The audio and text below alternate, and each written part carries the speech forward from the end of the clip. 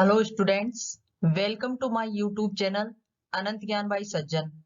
मैं सज्जन जोया आपका इस चैनल में हार्दिक स्वागत करती हूँ। यदि आप इस चैनल पर नए हैं तो प्लीज इसे सब्सक्राइब कर लीजिए और लाइक शेयर जरूर कीजिए। आज हम क्लास 10 हिंदी चैप्टर 7 सूर्यकांत त्रिपाठी निराला के प्रश्न उत्तर हल करेंगे। तो सबसे पहले वस्तुनिष्ठ प्रश्न। पहला प्रश्न है, मृदुल वसंत जीवन के किस पड़ाव का प्रतीक है? क बचपन, ख यौवन, ग बुढ़ापा, घ उपर्युक्त सभी। तो इसका सही उत्तर है ख यौवन। दूसरा प्रश्न है, सतदल का शब्दार्थ है क पतझड़, ख कुमुदनी, ग कमल और घ भंवरा। तो इसका सही उत्तर है ग सतदल अर्थात कमल। अति लघुत्रात्मक प्रश्न। प्रश्न नंबर 3, अभी न होगा मेरा अंत कविता में किस ऋतु के आगमन की बात कही गई है? इसका उत्तर है कविता में वसंत ऋतु के आगमन की बात कही गई है। प्रश्न नंबर 4, हरे हरे ये पात पंक्ति में कौन सा अलंकार है? इसका उत्तर है उपर्युक्त पंक्ति में अनुप्रास तथा पुनरुक्ति प्रकाश अलंकार है, अर्थात एक ही शब्द की पुनरावृत्ति होना अनुप्रास अलंकार, जैसे हरे हरे। प्रश्न नंबर 5, कवि का कविता में किस प्रथम चरण की ओर संकेत है? इसका उत्तर है कवि का कविता में जीवन के प्रथम चरण किशोरावस्था अर्थात युवावस्था की ओर संकेत है।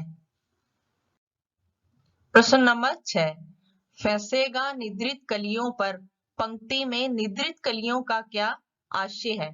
इसका उत्तर है कवि ने निद्रित कलियां उन आलस्य में डूबे व्यक्तियों को कहा है जिनमें सुगंध रूपी गुण छिपे हैं।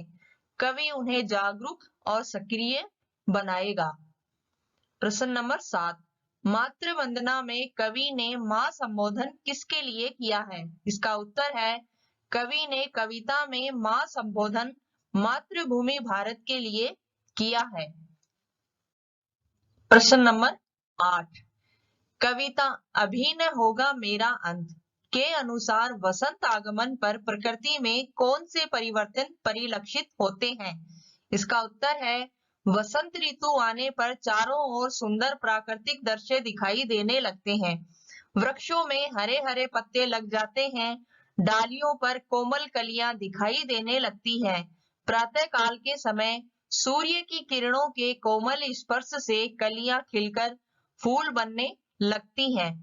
सूर्य उदय के मनोहारी दृश्य प्रकट होने लगते हैं। तो इस प्रश्न में कवि ने कहा कि वसंत आगमन पर कौन से परिवर्तन होते हैं?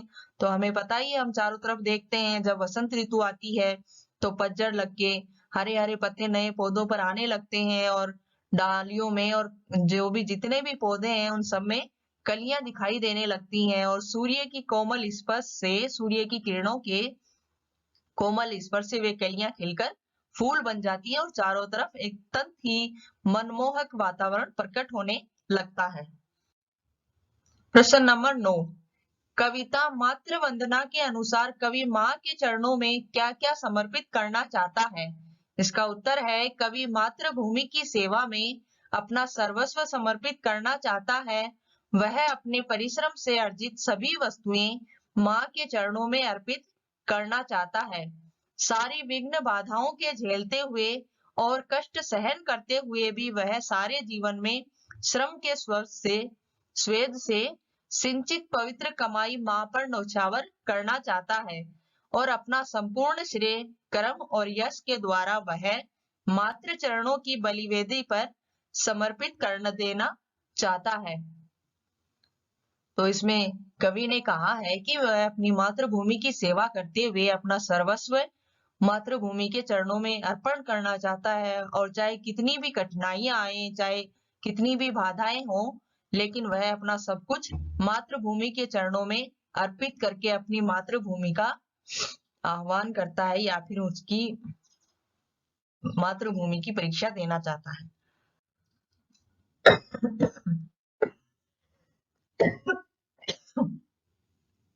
क्वेश्चन नंबर 10, अभी न होगा मेरा अंत कविता का मूल भाव स्पष्ट कीजिए। इसका उत्तर है अभी न होगा मेरा अंत। कविता कवि निराला के जीवन दर्शन पर प्रकाश डालती है। कवि इस रचना द्वारा संदेश देना चाहता है कि मनुष्य को आत्मविश्वास और उत्साह के साथ जीवन बिताना चाहिए।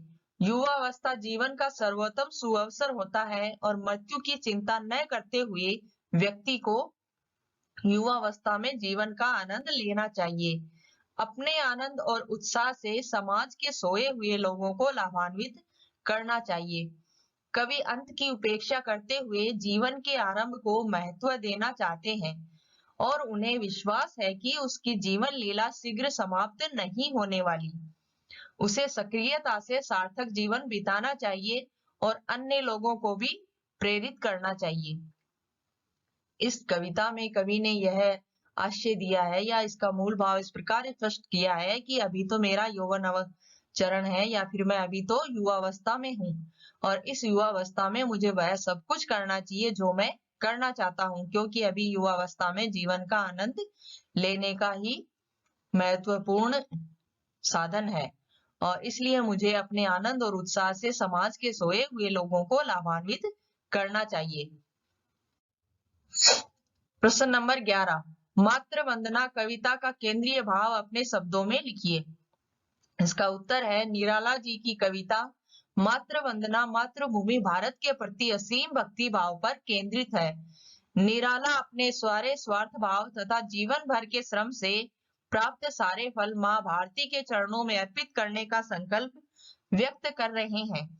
चाहे उनके जीवन में कितनी भी बाधाएं और कष्ट क्यों न आए, वह सभी को सहन करते हुए पराधीन जन्मभूमि को स्वतंत्र कराने के लिए कृत संकल्प हैं। कवि ने हर देशवासी के सामने देश के प्रति उसके पवित्रतम कर्तव्य को भी प्रस्तुत किया है। मातृभूमि को स्वतंत्र और सुखी बनाने के लिए सर्वस्व समर्पण कर देना कवि के अनुसार सबसे महान कर्तव्य है। तो कवि कहते हैं मातृ वंदना कविता के द्वारा कि हम सब में एक देशभक्ति की भावना उत्पन्न होनी चाहिए और हम सबका यह दृढ़ संकल्प होना चाहिए कि हमें हमारे मातृभूमि के प्रति आभार व्यक्त करना चाहिए और हमें अपना सर्वस्व समर्पण करने की हमारे अंदर उत्कंठ इच्छा होनी चाहिए। प्रश्न नंबर 12, निम्नलिखित पंक्तियों की सप्रसंग व्याख्या कीजिए। क, हरे हरे ये पात अमृत सहर्ष सच दूंगा मैं। प्रस्तुत काव्यांश हमारी पाठ्य पुस्तक में संकलित कवि सूर्यकांत त्रिपाठी निराला की रचना अभी न होगा मेरा अंत से लिया गया है।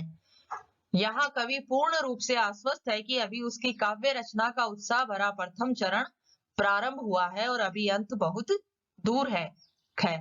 मेरा जीवन का यह है जब प्रथम चरण अभी न होगा मेरा अंत।